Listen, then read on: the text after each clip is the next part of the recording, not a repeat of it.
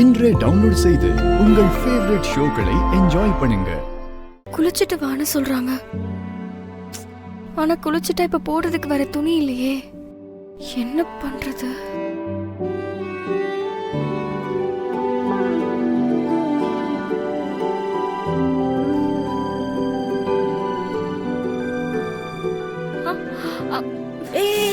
நீ உட்கார் உட்கார் உட்கார் உட்கார்.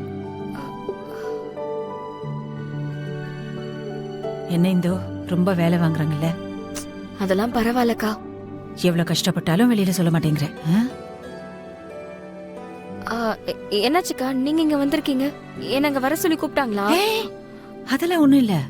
நீ குளிச்சிட்டு மாத்துறதுக்கு துணி எதுவும் இருக்காதுன்னு ஞாபகம் வந்துச்சு. ஏன்னா நீ வரும்போது ஒன்னும் எடுத்துட்டு வரலையே, அதான் என் துணிங்கள்ல இருந்து கொஞ்சம் எடுத்துட்டு வந்திருக்கேன். என்னோட அளவு உனக்கு கரெக்டா இருக்கும்னு நினைக்கிறேன். இந்தா.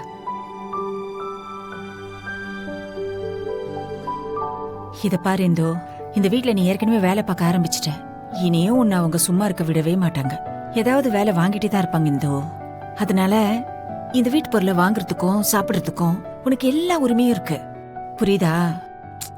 என்னதான் இந்த வீட்லயே ஏத்துக்கலையே, அப்புறம் எப்படி? ஏய் இத பாரு, நீ அப்படியெல்லாம் யோசிச்சுட்டு இருந்தா நீ என்னதான் பண்ணுவ? மாத்து துணி கூட இல்லாம கஷ்டப்படுவியா? என்ன உன் அக்கா மாதிரி நினைச்சுக்கோ இந்தோ. நான் கொடுத்தா நீ வாங்கிக்க மாட்டியா? இந்தா வாங்கிக்கோ.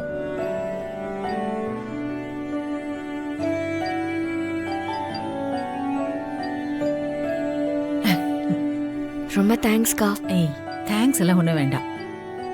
இந்த வீட்டு ஆம்பளைங்க எல்லாரும் மனுஷ ரூபத்துல இருக்கிற மிருகங்க, கொஞ்சம் கூட நெஞ்சில ஈரமே இல்லாதவங்க. நீ ரொம்ப தைரியசாலி கெட்டிக்காரின்னு எனக்கு தெரியும். ஆனா நீ இவங்க கிட்ட வந்து மாட்டிட்டு இருக்கியே. என் தைரியத்தையோ இல்ல கெட்டிக்காரத்தனத்தையோ இப்போ காட்டுற நிலைமையில நான் இல்லக்கா. உன் நிலைமை எனக்கு புரியுது இந்து. ஆனா நேத்து ராத்திரி நீ பட்ட கஷ்டத்தை எல்லாம் பார்த்து எனக்கு மனசு பொறுக்கல. உன்னை தூங்க விடாம இப்படி சித்திரவதை பண்றாங்களேன்னு. கருணாவை வச்சு உன் கழுத்துல ஒரு தாலியை கட்டி இப்படி உன்னை இங்க கொண்டு வந்து உட்கார வச்சுட்டாங்களே. நீ என்னதான் செய்ய போற இந்து? அவங்க என்ன வேணாலும் செய்யட்டும்க்கா, அத பத்திலாம் எனக்கு கவலை இல்ல. என்ன பழி வாங்குறதுலயும் கொடுமைப்படுத்துறதுலயும் தான் அவங்களுக்கு சந்தோஷம் கிடைக்கும்னா அது பண்ணட்டும்.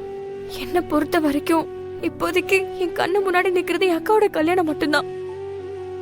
எப்படியாவது எங்களுக்கு சேர வேண்டிய 10 லட்சத்தை வாங்கி கொண்டு போய் என் அக்கா கல்யாணத்தை நடத்தி வைக்கணும்.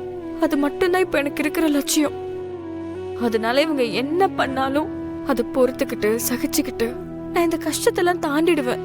உனக்கு இவங்களை பத்தி எல்லாம் தெரியல இந்து. குடும்பப்படுத்தணும்னு முடிவு பண்ணிட்டாங்கன்னா எந்த எல்லைக்கு வேணாலும் போவாங்க. பரவாயில்லக்கா, நான் பாத்துக்கிறேன். நான் எவ்வளவு மன உறுதி படைச்சவன்னு நேத்து ராத்திரியே நீங்க பாத்திருப்பீங்க. என்கிட்ட அந்த மன உறுதியும் தைரியமும் இருக்கிற வரைக்கும் இவங்க கொடுக்கற எந்த கஷ்டமும் என்னை எதுவும் பண்ண முடியாது. நான் இதெல்லாம் சமாளிச்சிருவேன். உன்னை பாக்குறப்போ எனக்கு பரிதாபமா இருந்தாலும் உன்னோட தைரியமும் இந்த துணிச்சலும் எனக்கு ரொம்ப பிடிச்சிருக்கு இந்தோ. பொம்பளை பிள்ளைங்கன்னா உன்ன மாதிரி தான் இருக்கணும். எனக்கு ஒரு பெண் குழந்தை பிறந்துச்சுன்னா கூட நான் உன்ன மாதிரி தான் தைரியமா வளர்ப்பேன். அப்பா சரி இந்தோ, நான் வந்து ரொம்ப நேரம் ஆச்சு. என்ன அங்க தேடிட்டு இருப்பாங்க. நான் கிளம்புறேன், நீ குளிச்சுட்டு வந்துரு. சரியா? சரிக்கா.